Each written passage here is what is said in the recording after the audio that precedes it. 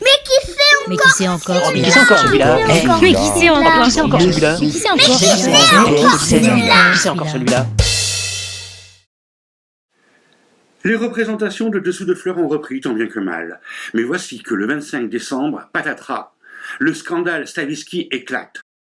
Stavisky part se réfugier dans son chalet de Chamonix, tandis que Hayot, son fidèle complice et administrateur de l'Empire, part avec la caisse du théâtre. On se souvient que le scandale éclate à la suite de la découverte de faux bons du Crédit municipal de Bayonne. À l'Empire, c'est la panique. L'Union des artistes a pris les choses en main pour gérer les recettes et payer les artistes. Au début de l'instruction judiciaire, des perquisitions furent opérées au siège des nombreuses sociétés créées par le grand escroc. Elles amenèrent, entre autres, l'arrestation de Hayot.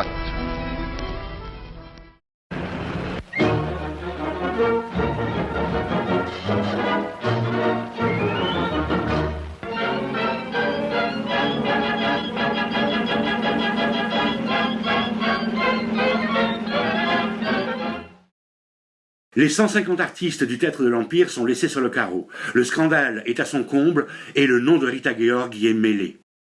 Le 21 février, Paris Midi joint Rita par téléphone et l'interviewe. Que venez-vous me raconter là ?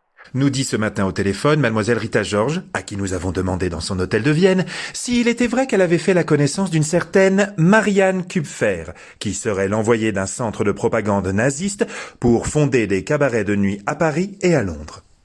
Mais il paraît que vous voyez souvent Marianne Kupfer en même temps que messieurs Stavisky, Hayot et Karl Bloch-Bauer. Karl Bloch-Bauer ? Ah oui, un ami à moi. Mais c'est un monsieur qui n'a aucune importance. Menteuse. À vrai dire, Karl Bloch-Bauer est l'amour de sa vie et son futur mari. Rita, qui avait réussi à rejoindre Vienne en échappant à la surveillance des inspecteurs de la sûreté, revient de son plein gré témoigner dans l'affaire. Elle est arrivée hier après-midi à 15h au palais de justice, accompagnée de son avocat conseil. Vêtue d'un manteau noir, d'un chapeau vert, fort élégante, elle s'est présentée par la porte donnant sur le quai des Orfèvres, dans l'espoir de dépister les curieux et les photographes qui l'attendaient devant la porte du magistrat instructeur. Rita rentre à Vienne après ce pénible moment sans être inquiétée plus avant. Elle ne retrouvera le public parisien qu'en 1938 dans la revue Folies en fleurs menée par Maryse Damia. Alors qu'elle est en train de jouer Folies en fleurs, le 12 mars 1938, Hitler envahit l'Autriche. C'est l'Anschluss. Rita ne peut plus rentrer à Vienne, elle est juive. Elle émigre donc aux Pays-Bas pour rejoindre le Theater der Prominenten et la troupe de Willy Rosen.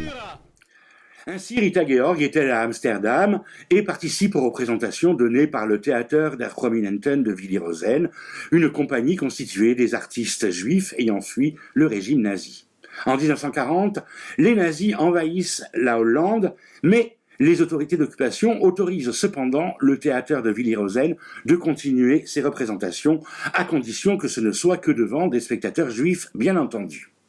En juin 1942, les artistes sont internés au camp de Westerbork en attente de leur destination finale, Theresienstadt, Auschwitz ou Dachau.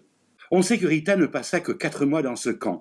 Est-ce grâce à la bienveillance du commandant du camp, Konrad Gemmecker, grand amateur de spectacle, qu'elle dut sa libération, ou bien, comme la grande diva du cabaret berlinois Camille Aspira, eut-elle un faux certificat d'arianité? Nul ne le sait. À la fin de la guerre, elle émigra avec Karl Bloch-Bauer à Vancouver.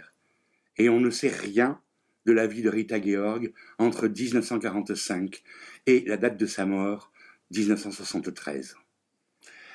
Avant de vous retrouver la semaine prochaine pour de nouvelles réponses à des questions que vous ne vous posez pas, je voudrais vous laisser avec ces quelques images des spectacles donnés par les Prominenten au camp de Westerbork, des images tournées par les prisonniers eux-mêmes.